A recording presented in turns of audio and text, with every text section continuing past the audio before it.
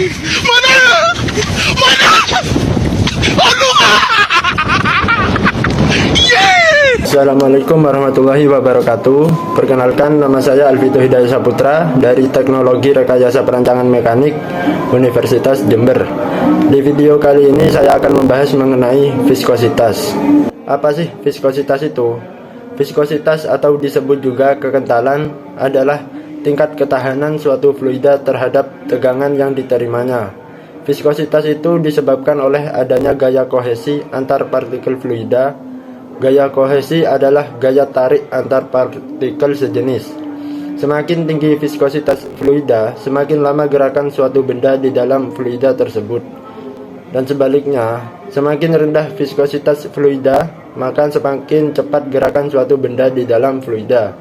Contohnya, memasukkan kelereng ke dalam air dan oli secara bersamaan. Kira-kira kelereng mana yang akan sampai ke dasar terlebih dahulu?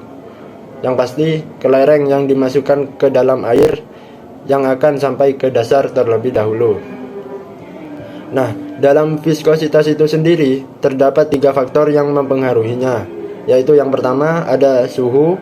Suhu sangat berpengaruh pada tingkat kekentalan suatu fluida. Semakin tinggi suhu, maka semakin berkurang viskositas fluidanya. Artinya, suhu berbanding terbalik dengan viskositas. Contoh, oli akan menjadi lebih cair saat dipanaskan. Faktor yang kedua yaitu ada tekanan. Selain suhu, tekanan juga berpengaruh pada viskositas fluida. Namun, tekanan berbanding lurus dengan viskositas. Artinya, semakin besar tekanan pada fluida, semakin tinggi viskositasnya.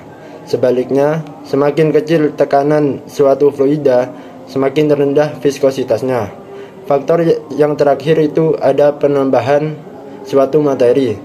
Penambahan suatu materi seperti gas juga mempengaruhi viskositas fluida. Dengan adanya penambahan gas, viskositas fluida akan naik. Setiap jenis fluida memiliki tingkat yang berbeda-beda, sehingga penerapannya juga pasti akan berbeda-beda juga. Adapun penerapan viskositas dalam kehidupan sehari-hari adalah sebagai berikut. Yang pertama itu ada oli sebagai pelumas.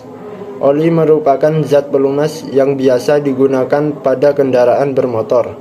Dengan adanya pelumas inilah, mesin motor bisa meminimalisir gesekan antara piston dan dinding silinder.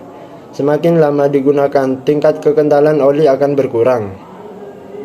Jika oli tersebut kamu paksakan untuk bekerja, maka mesin kendaraanmu bisa berasap.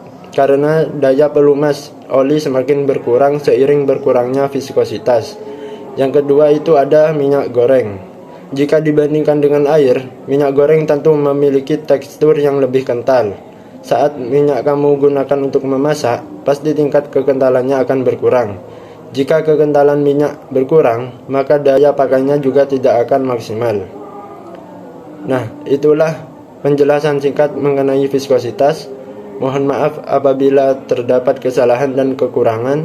Saya akhiri. Wassalamualaikum warahmatullahi wabarakatuh.